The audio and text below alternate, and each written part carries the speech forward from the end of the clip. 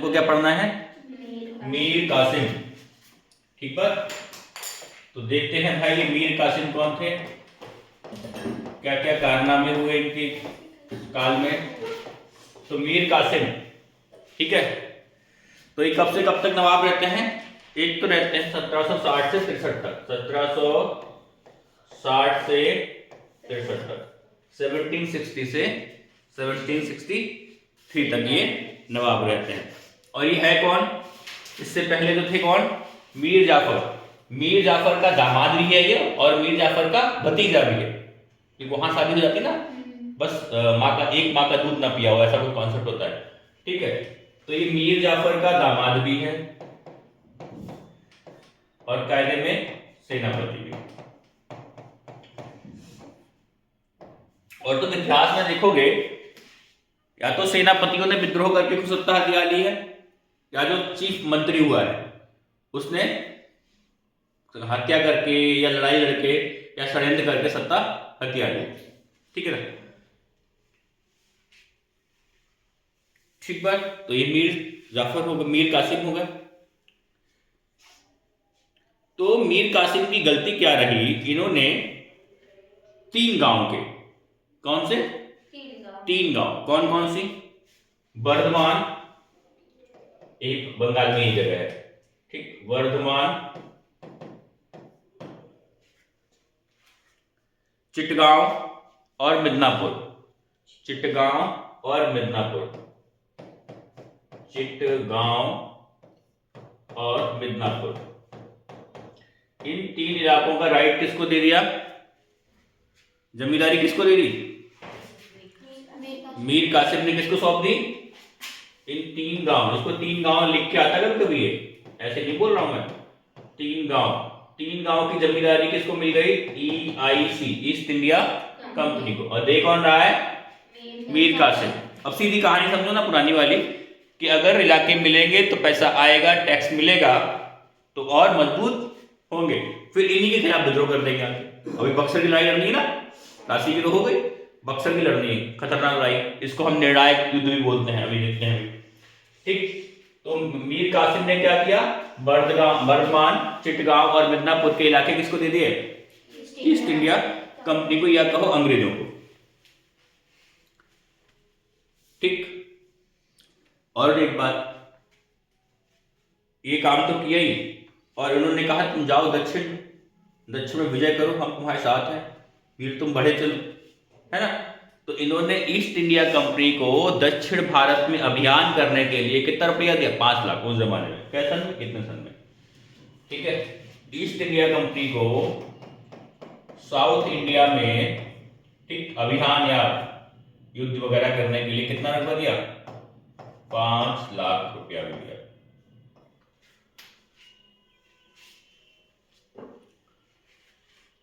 किसको?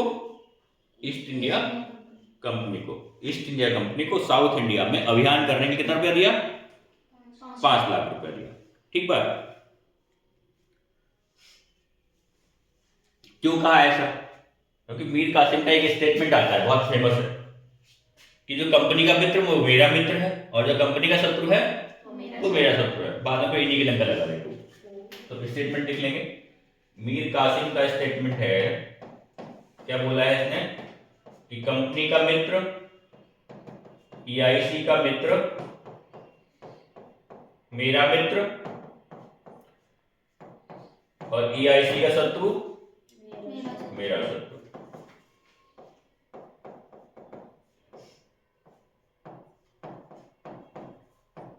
ठीक बात। फिर तो कंपनी को मौका मिल गया कि भाई हम तो जो कहेंगे वो यहां में यहां हमारी मिलेगा ही, जब इसने ऐसा स्टेटमेंट दे दिया है।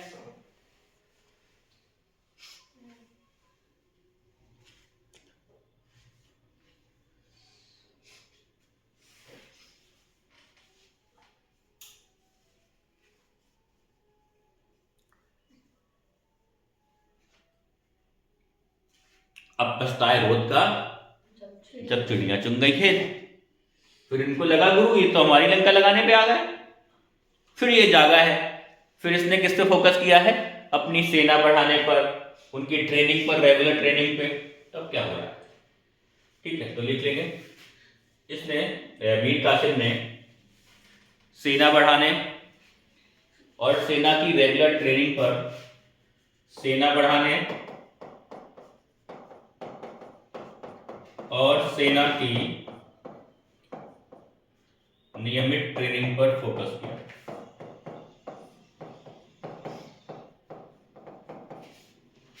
नियमित ट्रेनिंग पर फोकस किया।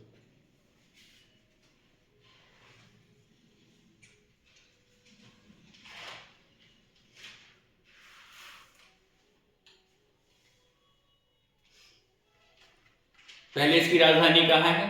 मुर्शिदाबाद, जो आजकल पड़ेगा बंगाल इलाके के भाई, बांग्लादेश बंगाल वाला इलाका जो है। ठीक, इसने अपनी राजधानी मुर्शिदाबाद से कहाँ ले आया? मुंगेर। तो ये बात भी पूछता है कि अपनी राजधानी किस बंगाल के नवाब ने मुर्शिदाबाद से मुंगेर स्थानांतरित की? तो इसने अपनी राजधानी क्या किया? राजधानी को मुर्शिदाबाद से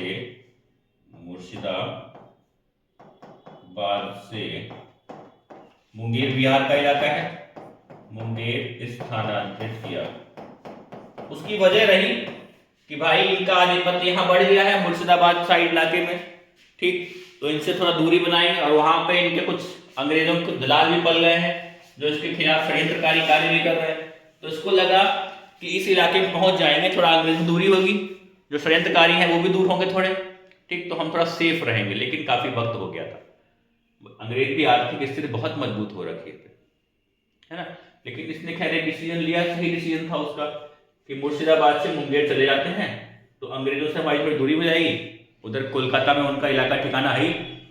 ठीक, और यहाँ पे षड्यंत्रकारी पनप गए हैं, वो भी थोड़े दूर होंगे हमसे। ठीक, इसीलिए इसने क्या किया, अपनी राजधानी कहाँ ले गया? मुर्शिदाबाद से मुंगेर। लिखेंगे मीर कासिम ने अंग्रेजों को दस्तक का दुरुपयोग करने से रोका।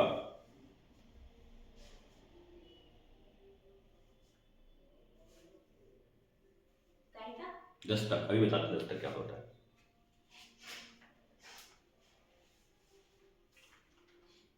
वो आइटम आया था ना एक फारूक सियर, उसने इनको करमुक्त व्यापार की छूट दी थी। तो करमुक्त व्यापार कैसे होता है? दस्तक का मतलब समझ सकते हो, स्टैम्प। क्या? हाँ, स्टैम्प। ठीक, एक स्टैम्प, किसी प्रोडक्ट पे वो स्टैम्प लगा दोगे तो प्रोडक्ट टैक्स फ्री हो जाएगा। कैसा? तो मैं देखते हो आजकल पिक्चर सरकार टैक्स फ्री कर देती है ना। तो वैसे ही जिस सामान पे स्टैंप लग जाएगा वो टैक्स फ्री। अब अंग्रेज क्या करने लगे? उसका दुरुपयोग। दुरुपयोग का मतलब कैसे हो गया कि जो इंडिया का व्यापारी है, ठीक है, उससे बोला कि तुम सरकार को टैक्स क्यों दोगे फालतू में, उसका 50% हमें दे दो। मान लो ये एग्जाम्पल बता रहा हूं मैं, ठीक है, उसका 50% हमें दो, हम अपनी स्टैंप लगा देंगे तो टैक्स फ्री में जाएगी। अब भाई उससे क्या होगा? उस पब्लिक को भी फायदा है, उसका 50% में जा रहा है। ठीक, लेकिन फायदा तो मेन अंग्रेजों को हो रहा है ना। 50% टैक्स कौन ले रहा है? फुकट में ले रहा है, नवाब बेचारा वो है, टैक्स ये ले रहे हैं, है ना। तो इन्होंने ये सेटिंग कर दिया। तो ये बात उसको खबर लगी मीर कासिम को। तो मीर कासिम ने क्या किया भाई, कहा टैक्स तो वैसे भी नहीं मिल रहा है, टैक्स तो ये अंग्रेज ले जा रहे हैं ना, हमें कौन सा मिल रहा है। तो उसने सबके लिए, इंडिया के लोगों के लिए टैक्स फ्री व्यापार कर दिया। तो लिख लेंगे ये बात। ठीक, दस्तक के दुरुपयोग को रोका और सभी व्यापारियों के लिए कर मुक्त व्यापार लागू किया। बात समझ में आया? सभी व्यापारियों के लिए कर मुक्त व्यापार लागू किया। Getting the point? भाई उसने कहा भाई टैक्स तो हम पैसे भी नहीं मिल रहा है, तो उससे अच्छा है कि अंग्रेजों का भी जो मुनाफा हो रहा है फालतू का और ये और मजबूत हो रहे हैं तो वही कम होगा, है ना। तो इसने टैक्स फ्री व्यापार सबके लिए कर।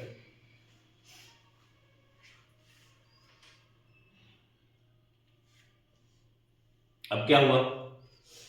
अब क्या हुआ, अंग्रेजों का ये जो 50 मिनिमम, मतलब मैं एग्जाम्पल बता रहा हूं, लेते तो ज्यादा ही होंगे, ठीक है, अगर मान ले 50% भी मान लो, ठीक, तो अंग्रेजी का तो चूना लग गया सीधे सीधे।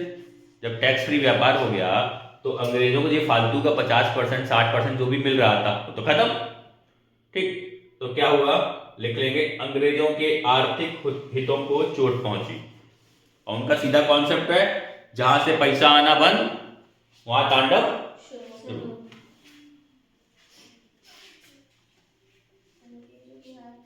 आर्थिक हितों पर चोट, अंग्रेजों के आर्थिक हितों पर चोट हुई।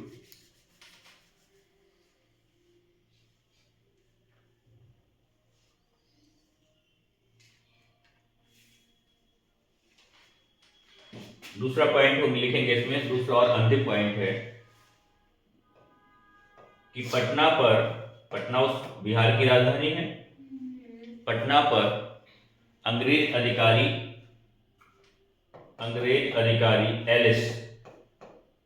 एलिस ने अधिकार कर लिया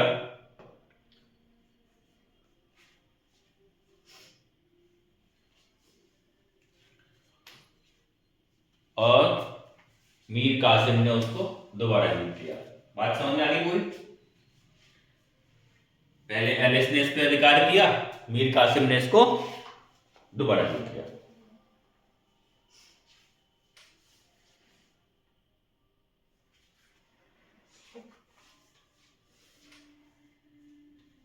ठीक है, तो लड़ाई ठन गई अब, है ना? लड़ाई तो ठन गई है भाई। अब शुरुआत हो गई ना, अब होगी निर्णायक लड़ाई। इसका नाम क्या है? बक्सर का। कब हुआ? 1764। ठीक, तो इसका कार्ड क्या हो जाएगा? पहला कार्ड तो वही खुंदक हो जाएगी कि भाई हमको टैक्स मिलना बंद हो गया है, क्योंकि आपने सभी व्यापारियों को कर मुक्त व्यापार की अनुमति दे दी। तो लिख लेंगे पहला कार्ड, सभी व्यापारियों को कर मुक्त व्यापार की अनुमति, कर मुक्त व्यापार की अनुमति।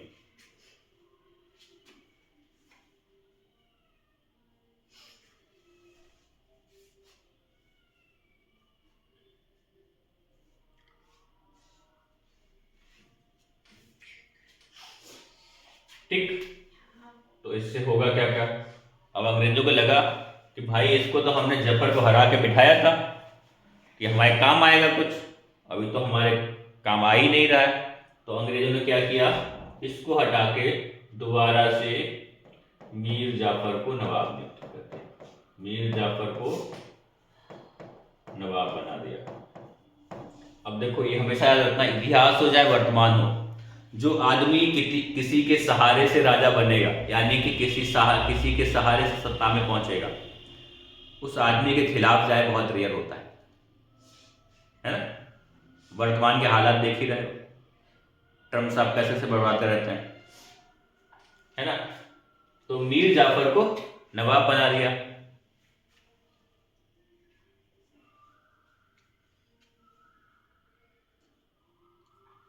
और ये युद्ध किस किस के लिए होगा? अभी नहीं होगा। तो जब मीर जाफर को नवाब बना दिया, और लड़ाई किससे लड़ेंगे? इनकी खुंदक किससे है अभी? मीर का एलिस को नहीं कहा है, मीर कासिम को युद्ध लड़ा। ठीक, मीर कासिम से। तो मीर कासिम ने क्या किया, ये पहुंचे हैं बचने के लिए किसके यहाँ? अवध के नवाब, अवध के नवाब। अब देखो 3 लोग शामिल हो गए पार्टी में, अवध के नवाब। अवध के नवाब कौन है उस समय? शुजाउद्दौला है। ठीक, इनके यहां पहुंचा।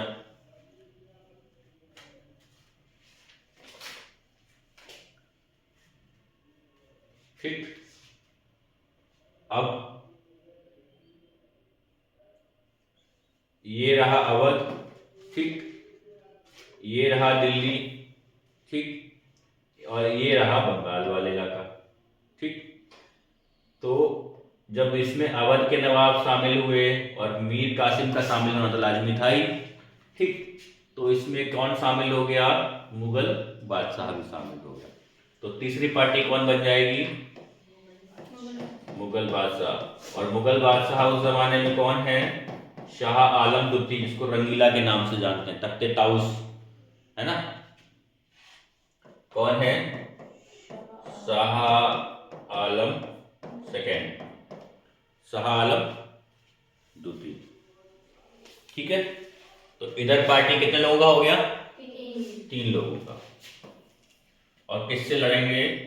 वर्सेस का मतलब किसके विरुद्ध होगा? ठीक है, अंग्रेज। अंग्रेजों में भी इनका कैप्टन कौन है? ठीक है, हेक्टर मुनरो। कौन है? Hector Munro. हेक्टर है, हेक्टर मुनरो, हेक्टर मुनरो। ठीक, ये लड़ रहे हैं। और कितने तारीख को लड़ रहे हैं?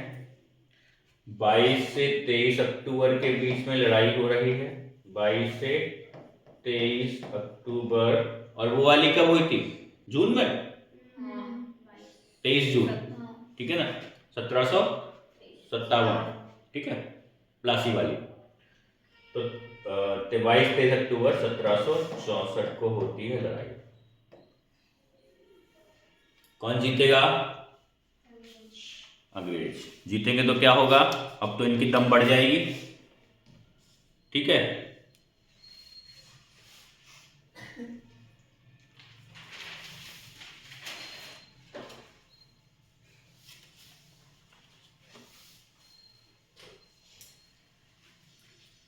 तो ये तो लड़ने वाला आदमी हो गया, इनका कैप्टन हो गया। ठीक है, लेकिन उस समय बंगाल का गवर्नर भी तो होगा। ठीक, तो ये पूछ देता है कि बक्सर के युद्ध के समय गवर्नर कौन था? ये तो लड़ाई लड़ने वाला हो गया, कैप्टन हो गया, ऐसे मान सकते हो। ठीक है, तो गवर्नर जनरल कौन है असम बंगाल का? बेंसीटार्ट। कौन है? बेंसीटार्ट, गवर्नर ऑफ बंगाल। बक्सर के युद्ध के समय गवर्नर ऑफ बंगाल कौन है? बेंसीटार्ट। अब देखो प्रश्न क्या क्या बनता है। पहला तो युद्ध का डेट ही पूछता है। दूसरा क्या पूछता है? किस किस के बीच युद्ध हुआ। तीसरा क्या पूछता है? कैप्टन कौन था। ठीक है, ठीक, जीता कौन।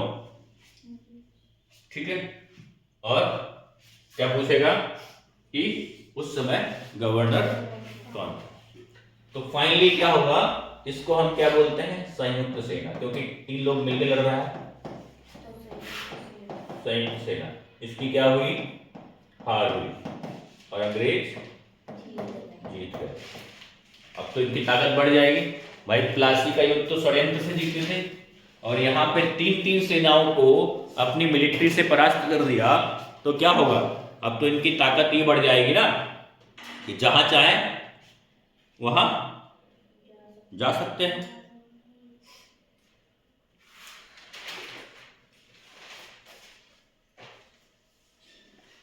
ठीक है, तो ये तो हो गया युद्ध का सीन। अब ये युद्ध हुआ क्यों था? बताओ क्यों हुआ होगा?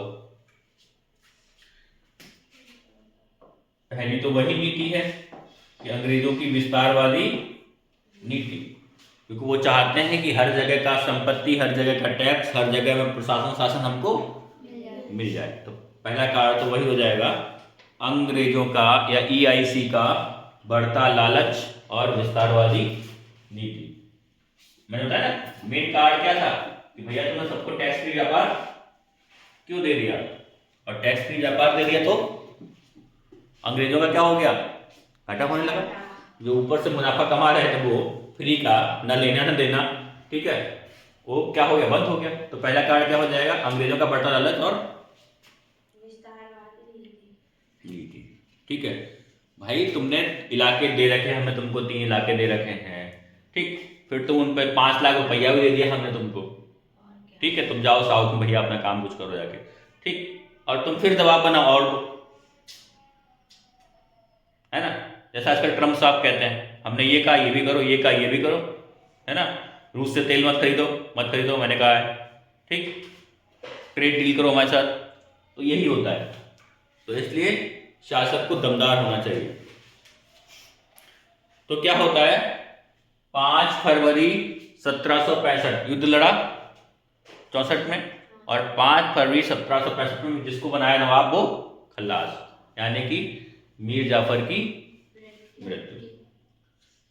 तो फिर कोई दूसरा शासक आएगा, ठीक है। 5 फरवरी 1765, 5 फरवरी 1765 नवाब बनाया था इसको, मीर जाफर की मृत्यु हो गई। और अगला नवाब बनता है नजमुद्दौला, जो इसी का बेटा है, ठीक है, नजमुद्दौला। कौन नवाब बना? नजमुद्दौला।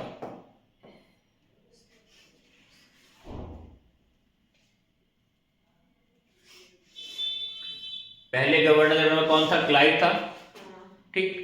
क्लाइव फिर आया, ठीक है। 1765 में रॉबर्ट क्लाइव दोबारा गवर्नर जनरल बन के आया, दोबारा गवर्नर जनरल या बंगाल का गवर्नर बन के आया।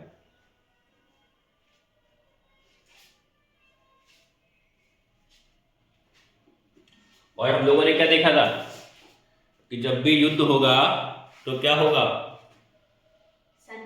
संधि होगी। तो बक्सर का युद्ध किस संधि से समाप्त हुआ है? बहुत इंपॉर्टेंट संधि है ये। 2 संधियां हुई थी, एक हुई थी मुगल बादशाह के बीच और एक हुई थी बंगाल वाले के बीच, है ना। और दोनों का नाम है इलाहाबाद की संधि। इस पे हम देखते हैं, ठीक है। तो लिखेंगे इलाहाबाद की पहली संधि, प्रथम इलाहाबाद की। अब देखो तुम लोगों के पेपर में कैसे आता है, वो स्टेटमेंट रूप में देता है। कैसे? स्टेटमेंट रूप में, कि बक्सर के युद्ध के समय नवाब ये थे और अंग्रेज अधिकारी ये था, ठीक है, एक नाम बराबर कर देगा। या वो कहेगा निम्नलिखित में से बक्सर के युद्ध के बारे में कौन सा स्टेटमेंट सही है, कौन सा गलत है, ठीक है। तो 4 स्टेटमेंट देगा। तो अगर तुमको ये चीजें नहीं पता होंगी फैक्ट्स, तो प्रश्न नहीं होगा, इसलिए हमको ये पढ़ना है। और कम से कम तुम्हारे यहाँ अगर उसमें देखो, डिफेंस वाले एग्जामों में देखो, पुलिस वाले एग्जाम में देखो, लेखपाल वाले एग्जाम में देखो, पैट के एग्जाम में देखो, है, तो कम से कम तुमको 6 क्वेश्चन मिले मॉडर्न हिस्ट्री का, ठीक है। तो प्रथम इलाहाबाद की संधि, ठीक बात। कितने को होगी? 12 अगस्त को 1765 को। एक 12 को हुई है, एक 16 को हुई है, सन दोनों का सेम है। तो 12 अगस्त 1765। अक्टूबर में युद्ध हो रहा था, तो निपटते निपटते 65 हो ही गया होगा, ठीक है। अगस्त 6 महीने बीत गए। 12 अगस्त 1765 को पहली इलाहाबाद की संधि होती है। किस किस के बीच होती है? ब्रिटिश गवर्नर रॉबर्ट क्लाइव आ ही गया है 65 में, ठीक है। किस किस के बीच होगी? Robert Clive plus Shah Alam, ये कौन हो गया? मुगल बादशाह हो गया, शाह आलम द्वितीय के बीच संधि होगी। तो कुछ निपटारा भी होगा, जो पार्टी हारेगी वो कुछ गंवाएगी, जो पार्टी जीतेगी वो कुछ पाएगी, ठीक। तो इस संधि से इनको 3 इलाके और मिल गए। तो ईस्ट इंडिया कंपनी को बंगाल, बिहार और उड़ीसा, बंगाल, बिहार एंड उड़ीसा की दीवानी प्राप्त हुई। की दीवानी का मतलब भाई टैक्स कलेक्शन वाला है, सारे मामले, उन सबके मामले को उनको प्राप्त हुए।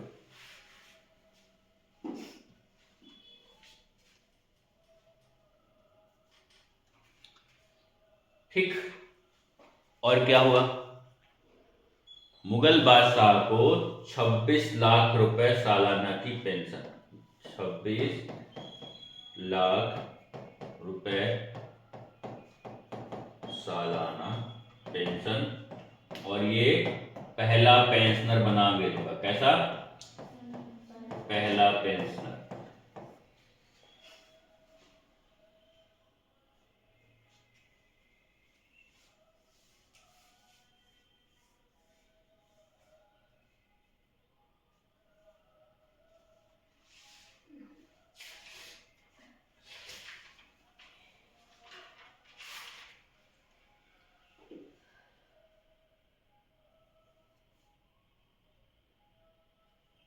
ठीक, एक दूसरा काम हुआ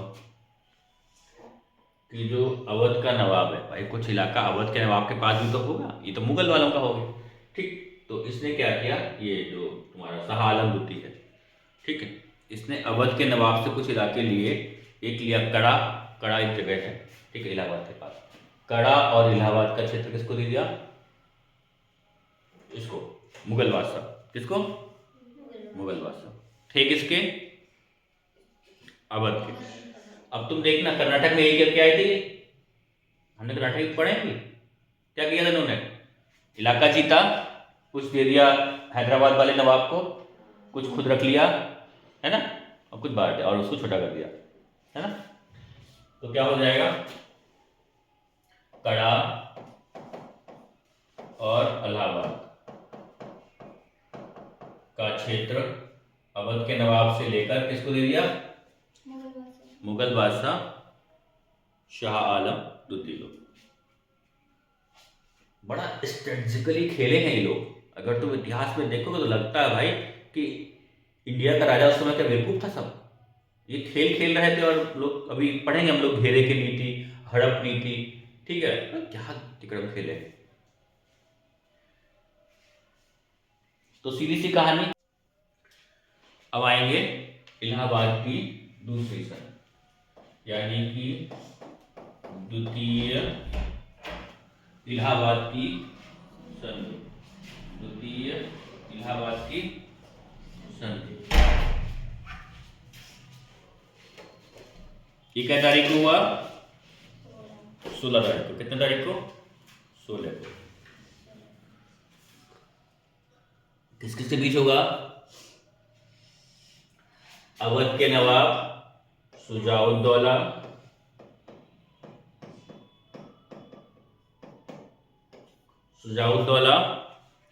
और अंग्रेज का कौन है, रॉबर्ट क्लाइव। इस बेचारे का तो छोटा कर ही दिया राज्य, है ना।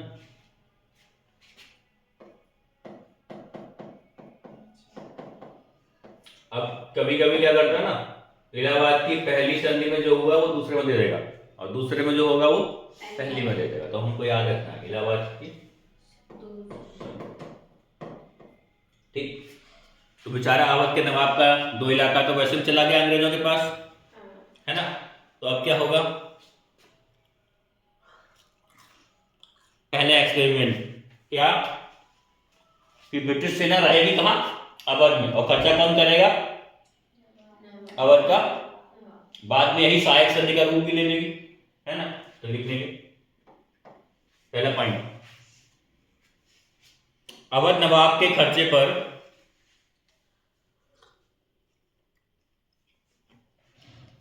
ब्रिटिश आर्मी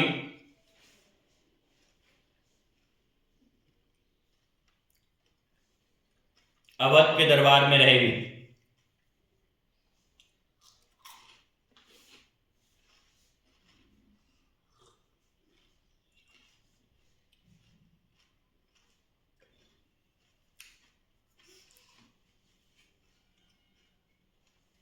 दूसरा, इनका सीधा फोकस क्या है, पैसा कमाना। तो क्या करेंगे, इनको इसमें मिल जाएगा अवध में टैक्स फ्री व्यापार, अवध में टैक्स फ्री व्यापार की अनुमति, व्यापार की अनुमति। इनका सीधा फंडा है कि हमको क्या मिलना चाहिए, पैसा, ठीक है। और दूसरा क्या हो जाएगा, अंग्रेजों को क्या मिल जाएगा, चुनार का क्षेत्र। कौन सा, चुनार का क्षेत्र किसको मिल जाएगा, अंग्रेजों के, या कह सकते हो ईस्ट इंडिया कंपनी को।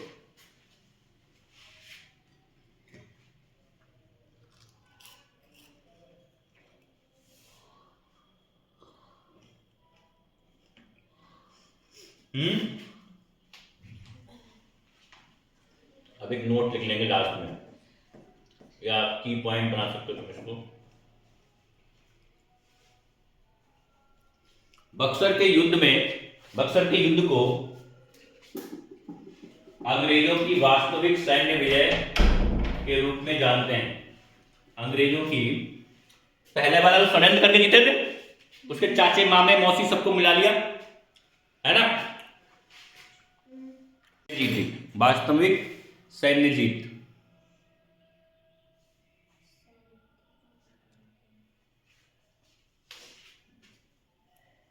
तो इस तरीके से इलाहाबाद की दोनों संधियों के कारनामे होते हैं। ठीक,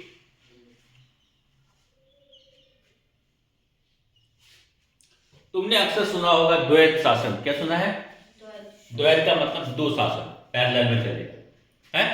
यानी कि जो तुम्हारा दीवानी और फौजदारी वाला मामला होगा, ठीक, जो प्रशासन का मामला होगा वो अंग्रेज संभालेंगे, और जो दीवानी और रोकड़े का मामला होगा वो,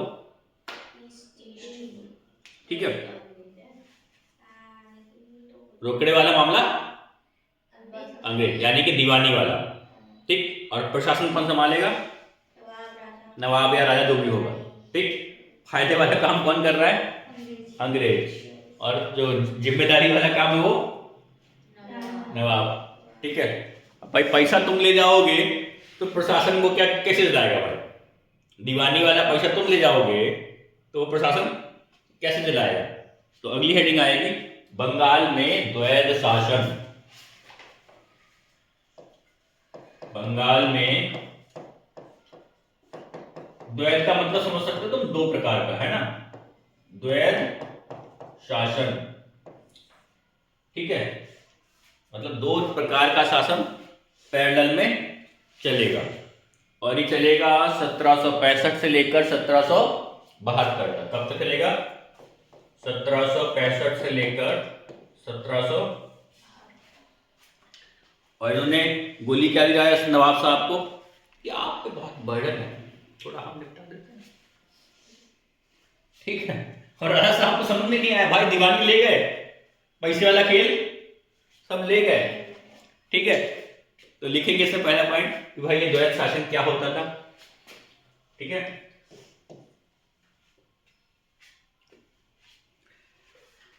1765 में रॉबर्ट क्लाइव ने द्वैध शासन लगाया। किसने लगाया?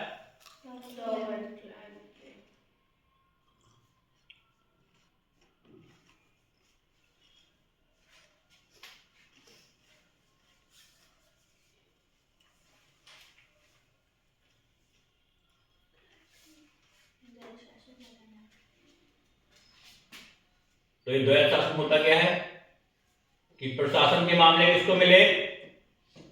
नवाब साहब को, ठीक। दीवानी के या उसी को बोलते हैं हम वित्त के मामले किसको मिले? ईसीआई को या इसी को, ठीक। तो इसी को हम क्या बोल रहे हैं? द्वैध शासन। तो प्रशासन के मामले किसको मिले? नवाब साहब को। और दीवानी के मामले किसको मिले? ईस्ट इंडिया कंपनी को, ठीक है।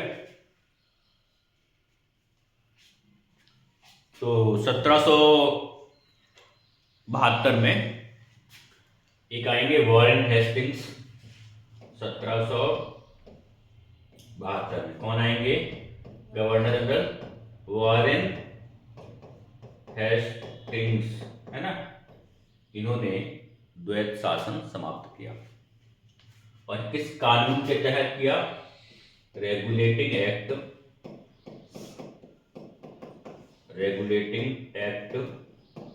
1773 के तहत। कितने तहत? रेगुलेटिंग एक्ट 1773 के तहत।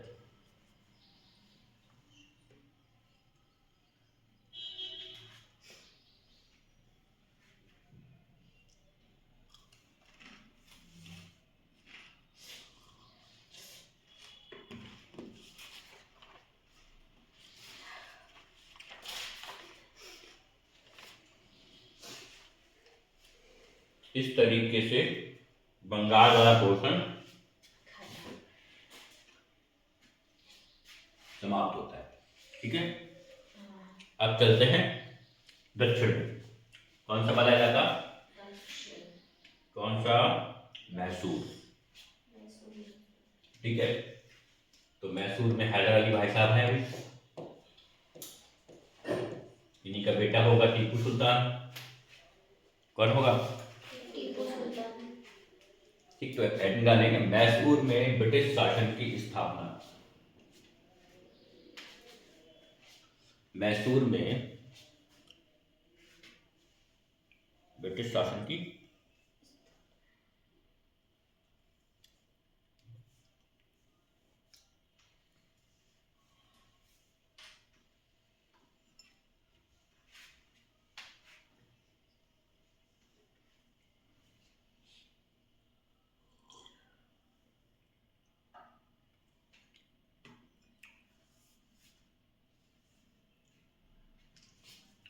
ठीक। तो मैसूर शासन की स्थापना हुई है मोहम्मद बिन तुगलक के समय में। मोहम्मद बिन तुगलक, ठीक है, क्योंकि उधर 1526 तक रहेगा नहीं, 1206 से 1526 तक दिल्ली सल्तनत रहती है, तो तुगलक वंश इसी का तो है, इसी के बीच तो आ रहा है। ठीक, तो मैसूर की स्थापना होती है तुगलक वंश के समय। और तुगलक वंश कौन सा है? वो भी उसमें कौन? तुगलक वंश में कौन? मोहम्मद बिन तुगलक के समय। ठीक, तो मोहम्मद बिन तुगलक कब से कब तक रहा है? 1325 से 1351। 1325 से 1351 मोहम्मद बिन तुगलक। ठीक, किसकी स्थापना की है? मैसूर अभी अलग नहीं हुआ। ठीक, एक है पूरा विजयनगर साम्राज्य। क्या है?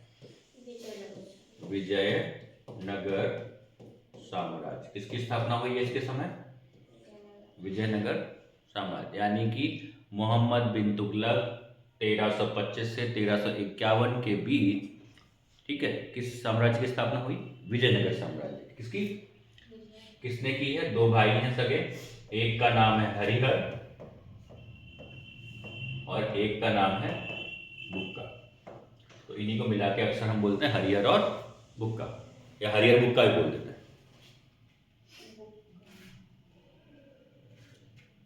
ठीक है, तो अगर इसकी एग्जैक्ट डेट देखोगे तो कब है? 1336। तो देखो 1336 किसी के बीच में आएगी कहीं, इसलिए हमने बोला ऐसा।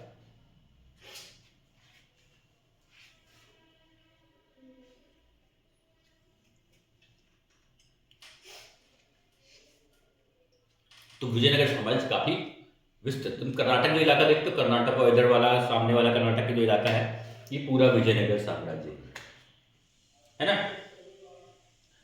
अभी विजयनगर से मैसूर कैसे बना, इस पे आते हैं। ठीक है, फिर एक युद्ध होगा 1565 में। कितने में? 1565 में एक युद्ध होता है,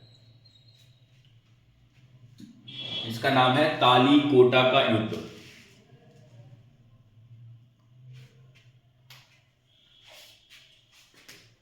इसी को हम बोलते हैं तालीकोटा, इसी को हम बोलते हैं राक्षस तगड़ी। जगह है ये तगड़ी का युद्ध। तो ये युद्ध किस किस के बीच होगा? एक तो यही हो जाएगा विजयनगर साम्राज्य। कौन सा? विजयनगर साम्राज्य वर्सेस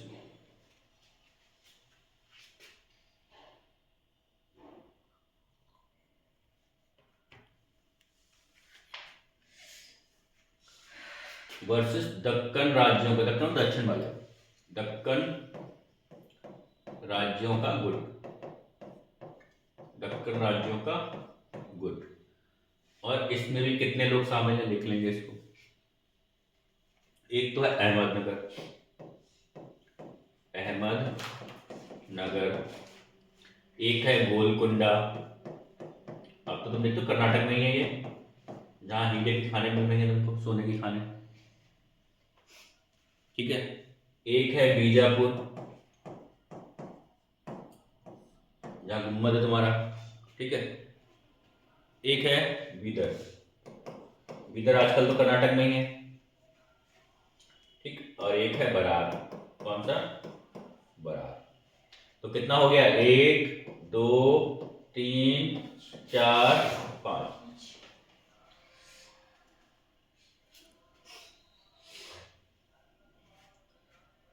ठीक है, तो इसी युद्ध के बाद पूरा जो बड़ा सा विजयनगर साम्राज्य था वो टूट गया। ठीक है, इसी युद्ध के बाद विजयनगर साम्राज्य टूट गया। तो एक लाइन लिख लेंगे, तालीकोटा या राक्षस तगड़ी के युद्ध के बाद विजयनगर साम्राज्य बिखर गया। विजयनगर साम्राज्य बिखर गया।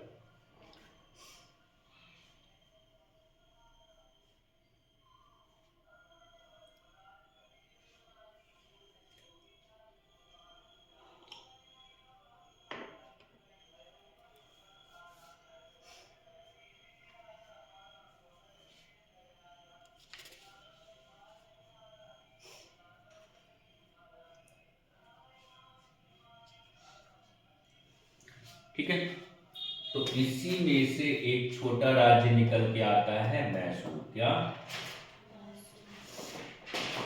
ठीक, तो मैसूर में जो राजा बनता है वो किस वंश का बनता है? वाडियार वंश, या इसी का नाम कहीं कहीं हमको मिलता है अडियार वंश। क्या मिलता है? अडियार वंश का शासक है। किसका शासन है? वाडियार वंश या अडियार वंश का शासन है। तो इस वंश का संस्थापक कौन था? इस वंश का संस्थापक कौन है? यदुराज, यदुराय, यदुराय, यदुराय वाडियार, यदुराय वाडियार।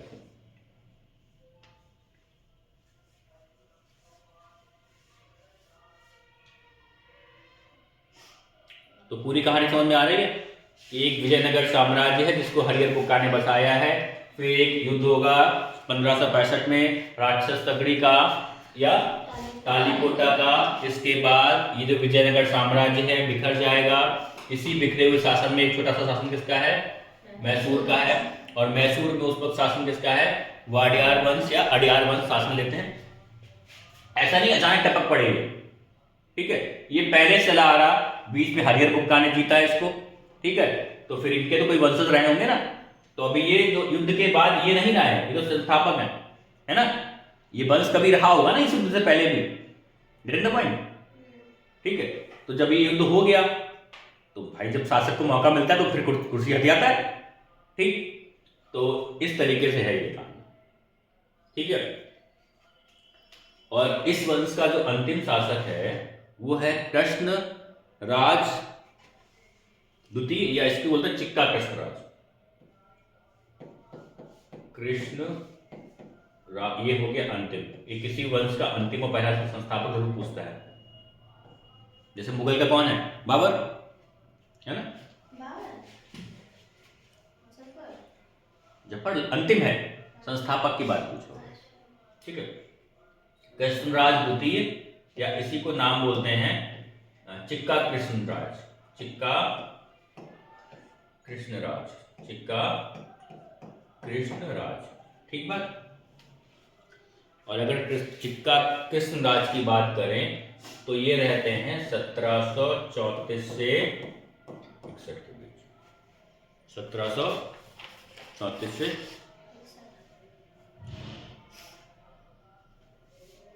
ठीक, अब तुम देखोगे हैदर अली की एंट्री कहां से हो रही है ना। तो इन्हीं के यानी कि अडियार या वाडियार वंश में ही एक सेनाधिकारी है। उच्च सेनाधिकारी नहीं है, नॉर्मल सा सेनाधिकारी, बड़े पद वाला नहीं है, मुख्य सेनाधिकारी नहीं है ना, नॉर्मल सा सेनाधिकारी है। ठीक है, कौन? हैदर अली, यानी कि अडियार वंश के ही शासन में। ठीक है, और यहाँ पर जो सेना का संस्थापक सेनापति है, पूरा मेन वाला नहीं, नॉर्मल सेनाधिकारी है, वो कौन है? हैदर अली। तो इन्हीं की सेना में एक सेनाधिकारी है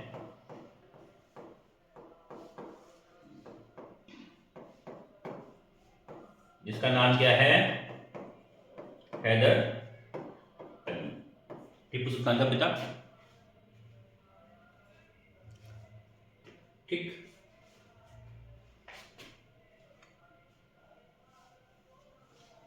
कि मैं किसकी बात कर रहा हूं? इनकी। ठीक है भाई, अंतिम शासक खत्म होगा तब तो नया कोई आएगा। ठीक है, ठीक। तो पहले तो ये कौन है, सेनाधिकारी है।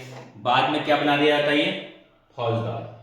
कौन बना दिया जाता है, फौजदार। कैसे सन में, 1755 में। कितने में, 1755 में।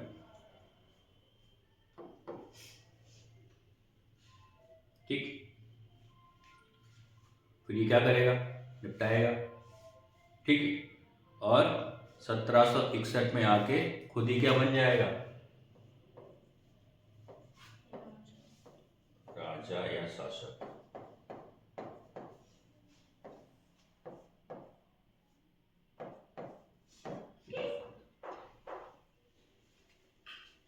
ठीक बात। तो बात समझ में आ रहा है कि हैदर अली की एंट्री कैसे हो रही है, कि अडियार या वाडियार वंश में सेनापति हुआ करते थे, बाद में फौजदार बने, फिर उन्होंने उसी शासन को निपटाया और अपने शासन की नींव रखी। ठीक है।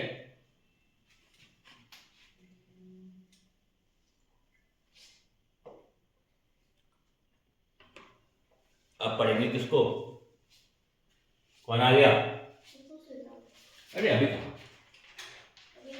अभी तो दो लड़ाइयां होंगी हैदर अली में और अंग्रेजों में, निपट जाएंगे दूसरी लड़ाई में, फिर इनका बेटा लड़ेगा, तीसरी में निपटेंगे, दूसरी में निपटेंगे, तीसरा लड़ेगा टीपू सुल्तान, चौथा लड़ेगा टीपू सुल्तान। 4 लड़ाइयां हुई हैं। आंग्ल मैसूर युद्ध होते हैं वो 4 हुए। 2 लड़े हैं इसके बाप ने यानी हैदर अली ने, और 2 लड़े हैं टीपू सुल्तान ने। दूसरे के अंत में ये निपट गए और चौथे के अंत में टीपू निपट गया। ठीक है। हैदर अली सेनापति तो था ही भाई, पहले क्या था, सेनापति था, तो सेना की समझ तो थी ही। ठीक। तो इसने पहला क्या, सैन्य कारखाना स्थापित किया, जहां तोपें बनेगी, हथियार बनेंगे, कि अंग्रेजों से पंगा लेना है तो करना पड़ेगा। तो पहला पॉइंट लिखेंगे, इसने क्या किया, सैन्य सुधार। क्या किया पहला काम, सैन्य सुधार। और सैन्य सुधार में क्या किया, पहला काम, डिंडीगुल एक जगह है, क्या नाम है, डिंडीगुल। डिंडीगुल, डिंडीगुल में शस्त्रागार की स्थापना, डिंडीगुल में शस्त्रागार की